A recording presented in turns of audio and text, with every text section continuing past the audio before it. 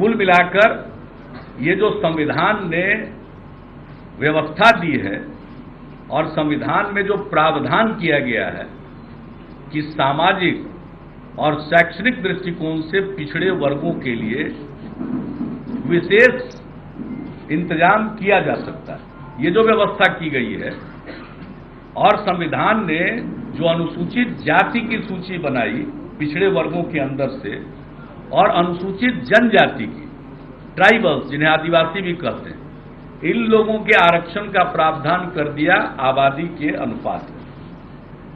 और बाकी जो अन्य पिछड़े वर्ग हैं, जिसको आप ओबीसी कहते हैं, अदर बैकवर्ड क्लासेज, उसके लिए व्यवस्था दे दी गई कि राज्यों में इस बात पर भी किया जा सकता है, केंद्र भी कर सकता है। एक लंबे संघर्ष के बाद ओबीसी के लिए आरक्षण की व्यवस्था वीपी सिंह जी के कार्यकाल में लागू की गई, राज्यों में अलग अलग समय में लागू की गई। यह व्यवस्था संविधान सम्मत।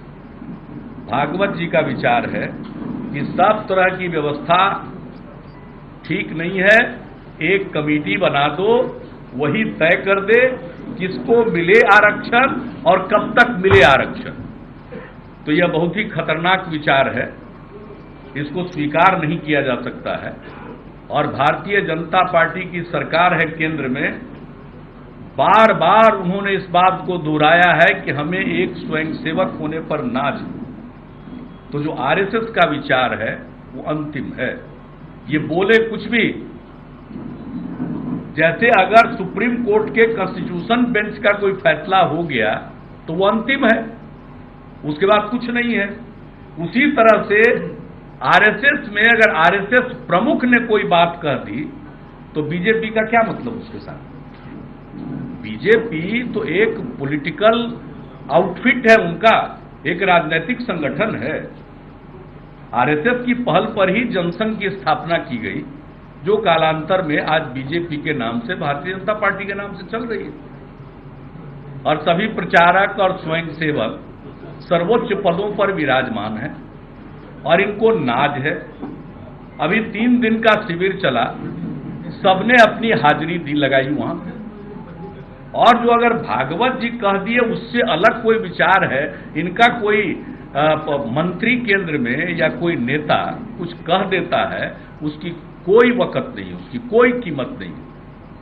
मतलब है तो आरएसएस का, और आरएसएस चीफ सरसंघ चालक ने जब कह दिया तो उसके बाद कुछ बचता नहीं है। इसलिए आज बीजेपी बिल्कुल सामने है, समाज में गरीब गुरबा वंचित लोगों के बीच में भ्रम पैदा करके उनका समर्थन हासिल करना चाहती है, किसी का डर दिखाकर समर्थन हासिल करना चाहती है, और दूसरी तरफ उनके हितों पर कुठाराघात करने की इनकी पूरी तैयारी है। हम इसका पुरजोर विरोध करते हैं। और ये जो संविधान की व्यवस्था है, इसको किसी भी सूरत पर न इस पर रिव्यू किया जा सकता है, न इसको समाप्त किया जा सकता है।